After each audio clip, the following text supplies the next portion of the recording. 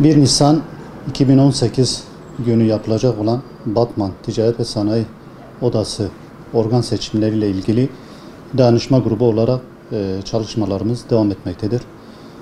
Bugün organ görevlilerinin, organda görev alacak şahısların belirlenmesiyle ilgili renk kurasını seçmiş bulunduk. Bizim rengimiz daha önce de olduğu gibi yine sarı çıktı. Biz sarı renkle bu çalışmalarımızı devam ettireceğiz. İnşallah hayırlı olur. Bu seçim süreci içerisinde çalışmalarımızı yapmakla beraber gördüğümüz bazı usulsüzlükler oldu. Bu durumu ilçe seçim kuruluna bildirdik.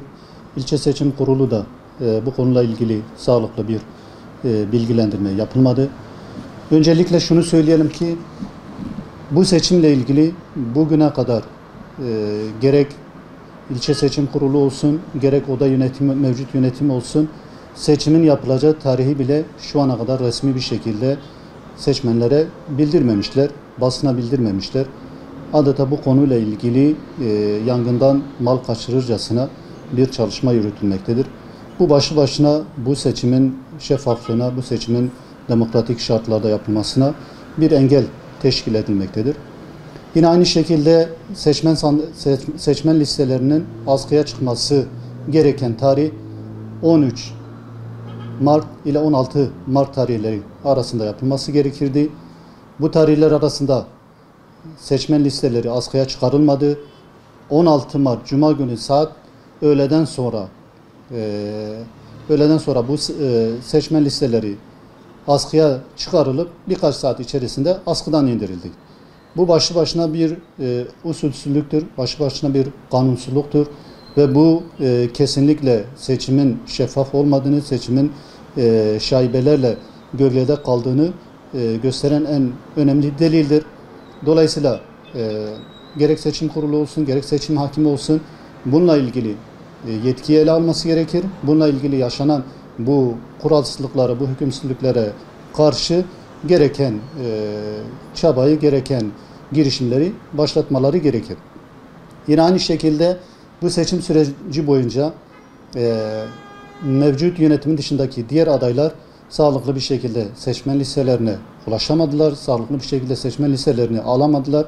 Her seferinde bir bahane gösterilerek bu seçmen listeleri verilmemek istendi ve şu an bile hangi listenin kesin olduğu, hangi listenin mevcut liste olduğu tam olarak fark edilememekte, tam olarak anlaşılamamakta. Bütün bu olumsuzluklarla beraber biz dayanışma grubu olarak bütün çalışmalarımızı son sürat devam ettirmekteyiz ve çalışmalar şükürler olsun belli bir mesafeye gelmiş. Alandan seçmenlerimizden almış olduğumuz teveccüh bizi fazlasıyla sevindirmektedir. Ve biz inanıyoruz ki 2 Nisan sabahı Batman Ticaret ve Sanayi Odası yeni bir yönetim, hizmeti önceleyen, Batman'ı önceleyen, şeffaf, dürüst bir yönetimle buluşacaktır. Ve bu yönetimle beraber hem ticaret odamız hem ticaret odasına kayıtlı bulunan işverenlerimiz, firma sahiplerimiz hak ettikleri yerlere geleceklerdir. Bununla ilgili çalışmalarımız devam ediyor. Rabbim bu çalışmalarda bizleri muvaffak etsin. Tekrardan şunu söyleyeyim. Dayanışma grubu olarak biz bu seçimlere sarı renkle giriyoruz. Tüm işverenlerimize, gönül dostlarımıza, bize destek çıkan firma yetkililerimize biz buradan bir kere daha bunu duyuruyoruz. 1 Nisan'da yapılacak olan seçimin şimdiden hem ticaret odamıza hem Batman'ımıza hayırlar getirmesini temenni ediyoruz. Teşekkür ederiz.